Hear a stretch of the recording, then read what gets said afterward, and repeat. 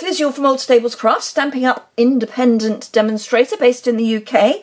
Thank you very much for joining me again today.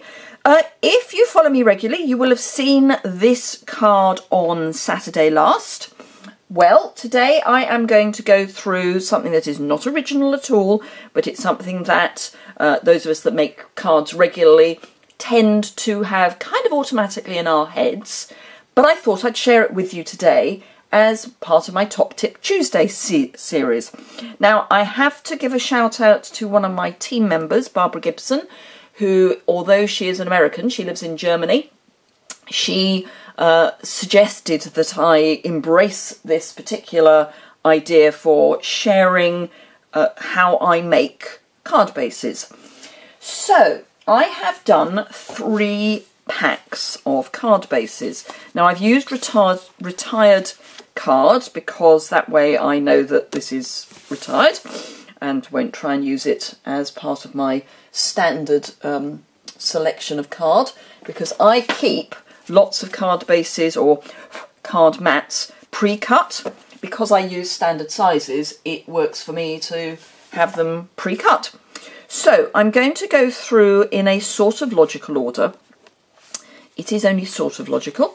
Oh, and I need to write some bits on there. So, the first I'm going to look at is, if you are in pretty much anywhere other than North America, and excuse me, I don't know whether in Canada you use 8.5 by 11 or International A4 as your standard card size, so I'm going to say North America to include both the USA and Canada. I don't think you use the metric paper.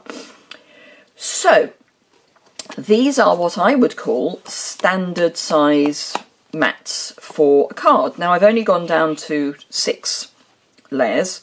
So a standard card in the UK is half a sheet of A4 cut the kind of short and fat way. You can cut it short, long and thin instead, but it's half a sheet. Now, half a sheet cut this way is known as A5. Now, if you're in Europe or Australia, New Zealand, etc., you will know that, I'm sure. Every time you cut the card in half, the short and fat way, you increase the number. So half of A4 becomes A5, half of A5 becomes A6, and if you were to fold that in half, it would be A7, and the same happens the other way. So if you had a piece of paper that was twice the size of A4, that would be A3, etc., etc. So I know there is some confusion because in the USA you have A2, A3, etc. Totally different sizes. So if you are looking at a standard A6 card, then for me, your card bases would be, or your mats would be, 14.25 by 8.25, sorry, by 10.25, and that is the pink layer, if you like, except I've used the imperial size, but we'll come back to that. So it's that size. So if I use turnover, that's probably easier, just use the green, the granny apple green as a background. That is, you get that little, tiny little margin around the size. Then the next layer, if you wanted to continue that tiny margin, would be 14.25 by 10 centimetres.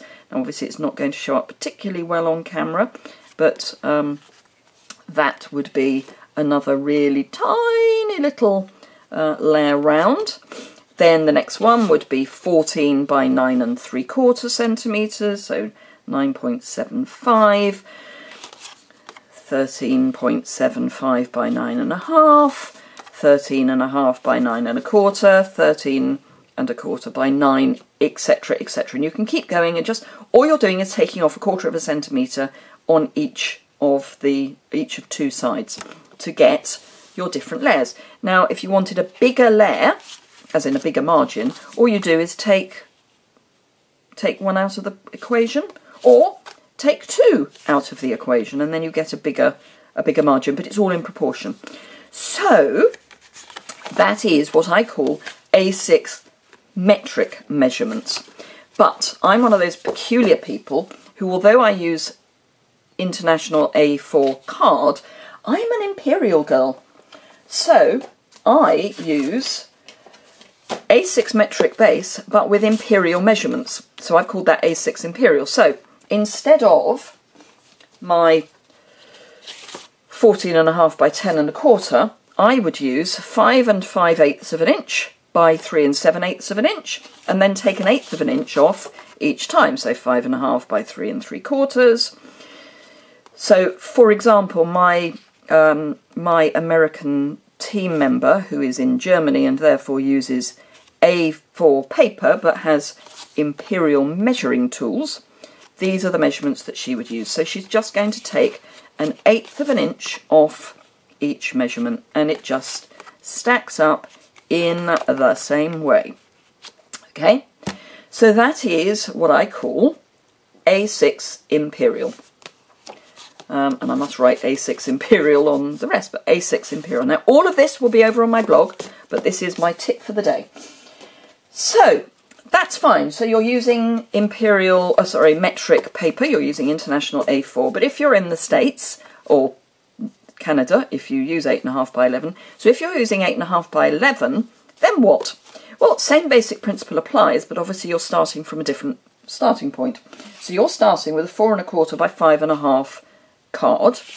So first mat, 5 3/8 by 4 1/8, 5 1/4 by 4, 5 1/8 by 3 7/8, 5 by 3 3/4, 4 7/8 by 3 5/8, 4 3/4 by 3 1/2 will give you your 6 standard mats. And again, you just take 1/8 of an inch off each of 2 sides, so top and bottom, or top and side, to get your layers.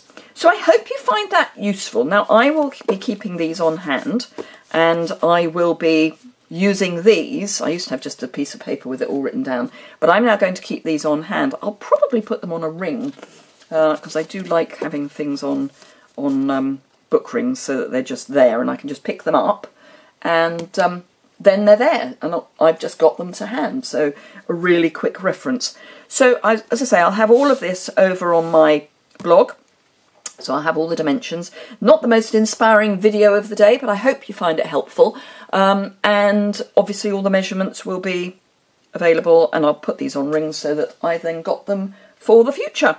Thank you very much indeed for watching. I hope you found that helpful.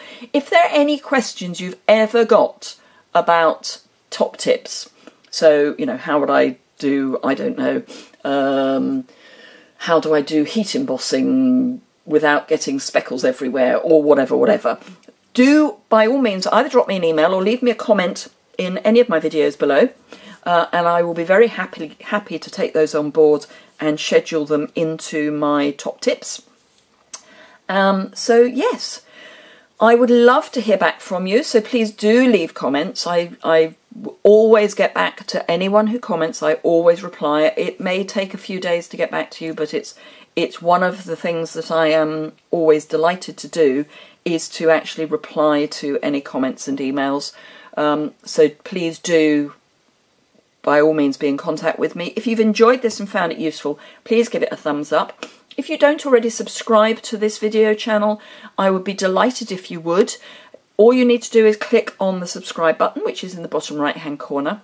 And I should also say, if you want to get to my website quickly, there are links that come up at the end of all my videos. So if you see a sunflower in the top left hand corner, that will take you straight to my website, the front page of my website. If you want to go to the associated blog post for this post or any of my videos, you will always find them in the description bar below. So just open the description bar below and you will find a link to the associated blog post, and you just click on that and it will take you straight to everything you need to know about this video. So thank you very much indeed for watching me today. Do remember that we are still in celebration. So for every £45 you spend before postage and packing, you will be qualifying yourself for a level 1 celebration item. So really lovely item. So we've got the All Adorned, which is new. We've got the Country Floral Dynamic Textured Impressions embossing folder, which I had as my post yesterday, just using some of the foil, which is available, still available. If you were to spend £90, you could either get 2 level 1s or a level 2, and that includes the lovely Painted Seasons bundle, which is the stamp set and the designer series paper. But you've also got the previously released items, which are on the back of the brochure. There's a copy of the PDF of this brochure on my website under current offers.